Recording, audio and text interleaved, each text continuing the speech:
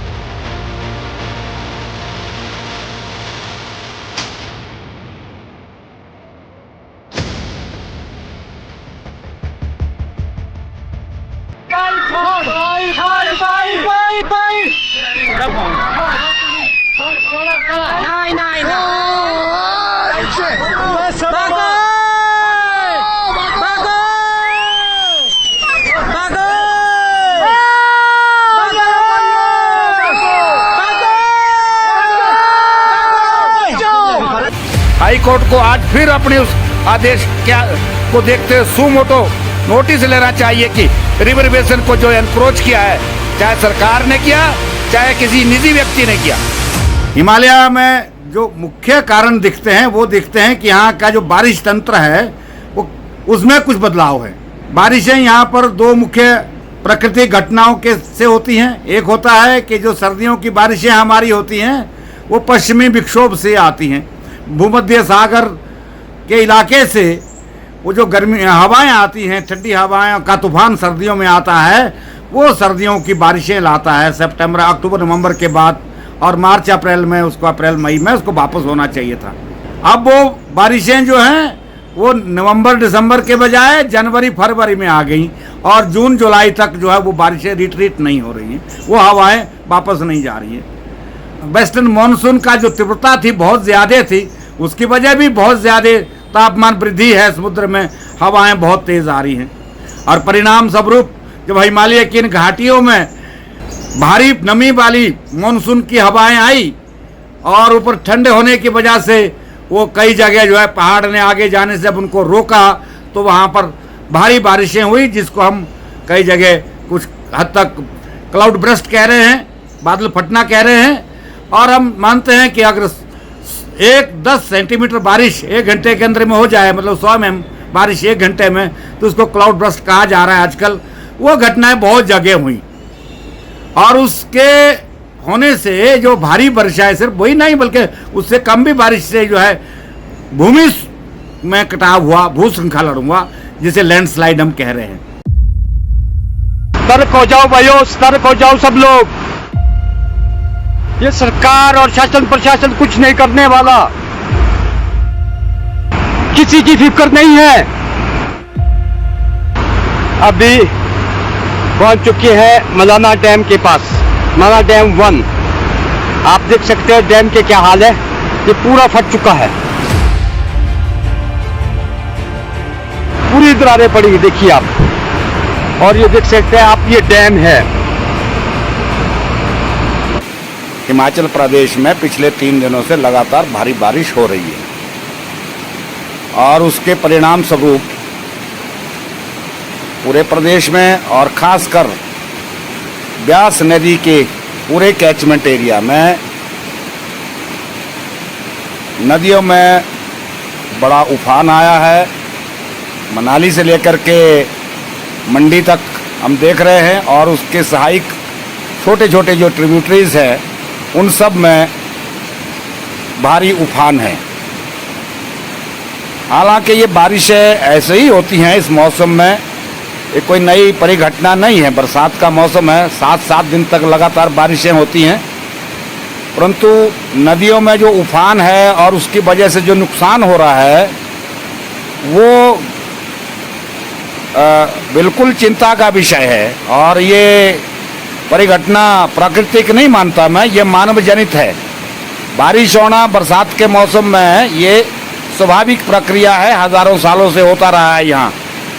परंतु पिछले कल आप मनाली से देखेंगे, मनाली में बांग में कुछ मकान गिर गए, रास्ते में सड़कें टूट गई सारी, हाईवेज की, नेशनल हाईवे की भी और 4 लेन की भी। पतलीकुल के पुल को बड़ा नुकसान हुआ। आउट में जो पक्का लोहे का पुल बना था 50 साल पहले, वो बह गया। पंडो में जो 100 साल पुराना पुल था ब्रिटिश टाइम का, वो भी बह गया। मंडी शहर में पंचबख्तर मंदिर में कई बार इस तरह से पानी चढ़ता रहा है, मैंने भी देखा है। परंतु इस बार उसकी इंटेंसिटी ज़्यादा थी, नुकसान ज़्यादा किया और वहाँ भी एक पुल को तोड़ दिया। इसकी वजह जाननी चाहिए और इस पर हमें सवाल करना चाहिए। देखिए, पानी का जो अगर देखा जाए, जो पानी का बहाव है वो तो वैसा ही है, परंतु 2 चीज घटनाएं जो इस बात को बढ़ाती हैं वो देखने वाली है। पहला है कि हमने डैम बनाए, अभी बरसात जैसे शुरू हुई है परसों से डैम सारे खोल दिए गए, उसने पानी को बहाव को उछाल दिया। दूसरा कारण है कि हमने सड़कें बनाई बिना किसी वैज्ञानिक तरीके से, बिना सोचे समझे उसके मलबे को हर कहीं बिखेर दिया नदियों में, नालों में, और वो मलबा जो है पानी के साथ मिलकर के उसने सबसे ज़्यादा नुकसान किया है। आज ये मक की वजह से हुआ है, ये जो बड़े बड़े पुल गए हैं, वो जो डबरीज गई हैं, उसके परिणाम स्वरूप हुआ है ये नुकसान। इसको समझना चाहिए। 4 लेन जहाँ जहाँ निकली है उसका सारा मलबा नदियों में गया और उसका बहुत नुकसान हुआ है। गाँव की सड़कें भी ऐसी अवैधानिक तरीके से बनाई गई हैं। पेड़ों का कटान तो निश्चित तौर पर हुआ ही है। आबादी का फैलाव, चाहे व्यापारिक दृष्टि से, चाहे सो कॉल्ड डेवलपमेंट प्रोजेक्ट, सड़क और दूसरी वजह से पेड़ों का भारी नुकसान हुआ है। जंगल खाली हुए हैं, पानी का बहाव तेज हुआ है, भूमि कटाव बढ़ा है, इससे ये भी हुआ है। और जो समाज की गलती है वो है नदियों के किनारे, नदियों के जो तट है, बेसन्स हैं, उस पर कब्जा करके मकान बनाए। इस बार मॉनसून आपके जून के 20, 21, 22 जून को मॉनसून आई। मॉनसून के आते ही पहले दिन हम लोगों ने हिमाचल प्रदेश में ये झेला। धर्मशाला में, खनियारा में एक पूरा हाइडल प्रोजेक्ट उस फ्लड से गया, उसके कुछ मजदूर उनकी जानें गई। उसके थोड़े दिनों बाद 30 जून को फिर से पूरे सराज घाटी में हमने देखा कि लगातार जंजैली से छतरी तक और करसोग तक भारी नुकसान हुआ। और ये जो 40 किलोमीटर की वैली है, जंजैली वैली, बाखड़ी नाड़, इसमें बहुत ज़्यादा तबाही हुई। 500-600 लोगों के घर गए, आदमियों की भी बहुत जनहानि हुई है, पशु बहुत गए हैं, खेत बगीचे जंगल सब बह गए। ये घटनाएं घटी। इसी तरह से उत्तराखंड में हम देख लीजिए, अभी दराली में क्या हुआ है, उसकी बातें समझ आती है कि भूमि कटाव क्यों इतनी तेजी से हो रहा है, लैंडस्लाइड क्यों हो रहे हैं। एक तो भारी बारिश आ रही है, दूसरी बात हमने जंगलों का पुराने जो प्राइमरी फॉरेस्ट है वो शायद तब तबाह हुए और नए फॉरेस्ट लगे भी हैं। कुछ जगह नंगी धरतियां हैं या भूमि के उपयोग में हमें बदलाव किया। एक तो यह है। दूसरे है कि बड़ा निर्माण किया गया, सब जगह बड़ी भारी सड़कें खोदी, कई जगह डैम्स बने, कई जगह दूसरे प्रोजेक्ट्स बने, उनका मलबा नदी नालों में डाल दिया। उसका परिणाम भी यह हुआ कि वो जो है वो सारा मलबा बन के जो है नदी में बह गया, उसने बहुत नुकसान पहुंचाया। ये तो है इन इलाकों की बात जिनमें मैं कह रहा हूं जो अल्पाइन पास्चर के इलाके नहीं हैं। अब तो अल्पाइन पास्चर और ट्रांस हिमालय में ये घटनाएं घट रही हैं। पिछले हफ्ते से देख रहा हूं, 2-3 हफ्तों से, कभी सिसु में, कभी और आगे लाहौल के अंदर बहुत जगह फ्लड आ रहे हैं। लोग कह रहे वहां बादल फटा। बादल क्या फटा, बारिश की वजह से शायद पीछे से बर्फ बड़ी तेजी से आई होगी। यही दराली में भी हुआ, बहुत पीछे बर्फीले इलाके में ग्लेशियर पिघल गए होंगे या ग्लोफ जिसे कहते हैं वो होगा। ऐसी घटनाएं लगातार। और ये हैरानी की बात है कि लाहौल में बहुत जगह बादल फट रहे, बहुत जगह इस बार फ्लड आए। ये बहुत भयानक परिस्थिति है। हम बार बार कह रहे हैं, देखिए ये बड़ा निर्माण रोकिए। हमारे यहाँ सबसे ज्यादा तबाही का कारण बना 4 लेन। कुछ सालों से हम देख रहे हैं, पहले हाइडल प्रोजेक्ट थे, पूरी किन्नौर की वैली तोड़ी है हाइडल प्रोजेक्ट ने। आज लगातार किन्नौर की सड़क डिस्टर्ब्ड है। अब पूरा मनाली कीरतपुर हाईवे बर्बाद हो गया, चलने लायक नहीं है। कई साल तक हम इस झेलेंगे। ये सब 4 लेन ने किया।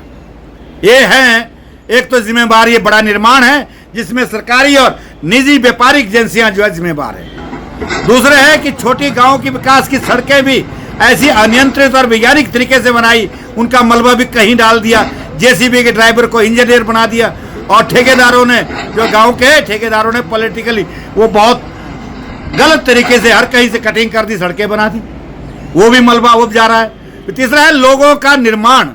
लोगों ने भी निजी घर ऐसे ही बनाए। सरकारी संस्थान तो खुले ही खुले नदियों के किनारे पर, निजी घर भी बने नदी नालों के किनारे।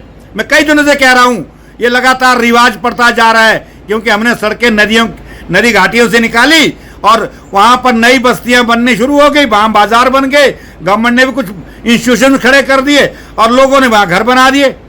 अब जहां जहां भी नुकसान हो रहा है, अब कल यहां पर बंजार में फिर बादल फटा है, श्रीखंड महादेव में, उसकी एक धारा जो है रामपुर की तरफ को गई, गानवी में जहाँ पिछले साल फिर नुकसान हुआ था। मैं गया था समेज में, जहाँ बहुत से लोग मरे थे पिछले साल, मैं वहाँ भी गया था, और वहाँ कुरपन नदी में भी गया था, बागी पुल में। मेरे को क्या समझ आया कि ये सब जगह लोग नदी के किनारे बसे।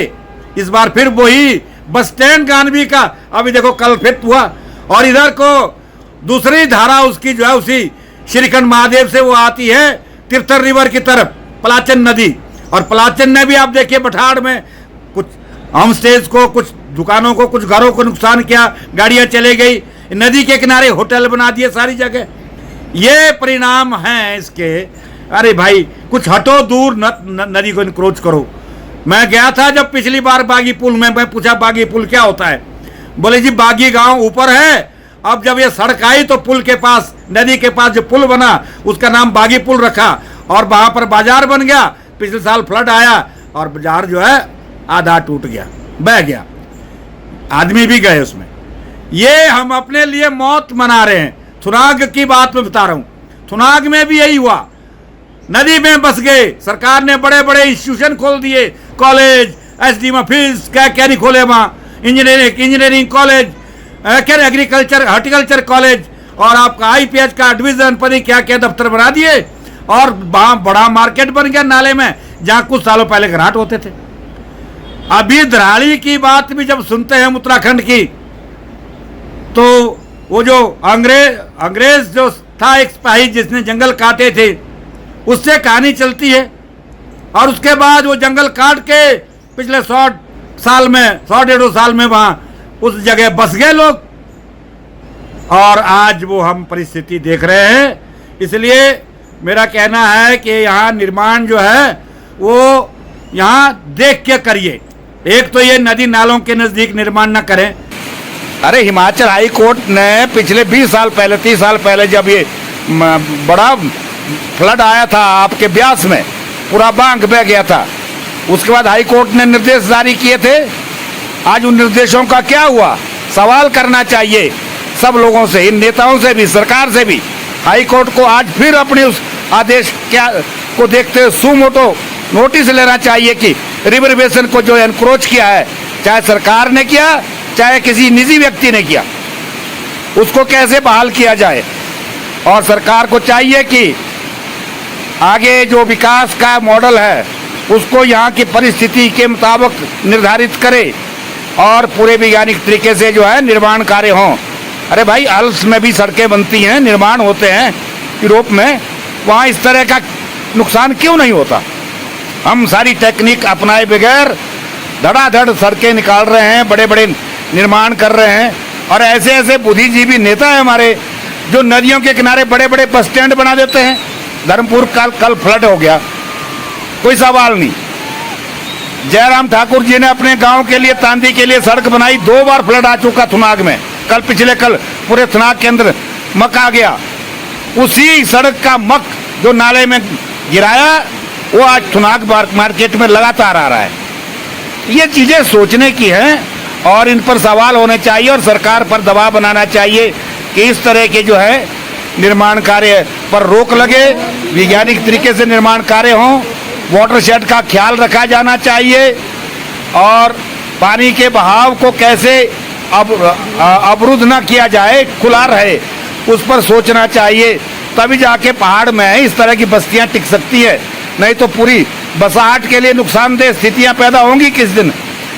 मैं हिमाचल प्रदेश के आम भाई बहनों से फिर से अपील करूंगा कि अभी भी बारिश का रुख जो है नरम नहीं हुआ है, बारिश खूब जोरों से लगी है, नदी नालों से दूर रहे और अपना बचाव करें। शुक्र है कि इस बार जान का नुकसान तो नहीं हुआ, जानी नुकसान नहीं हुआ है, परंतु बहुत सारे घरों का, गाड़ियों का, पुलों का, सड़कों का भारी नुकसान प्रदेश को हुआ है। मैं अंत में सुंदर सिंह ठाकुर जी का भी धन्यवाद करता हूं कि उन्होंने कल रात तक 11 बजे तक खड़ा रह करके नगवाई में उन 6 मजदूरों की जान बचाने के लिए काम किया। ये अच्छी बात है, परंतु सवाल यह है कि हम आगे के लिए निर्धारित करें कि हम कैसे विकास का मॉडल बनाएंगे, कैसे सड़कें बनाएंगे, कैसे निर्माण करेंगे, कैसे घर बनेंगे।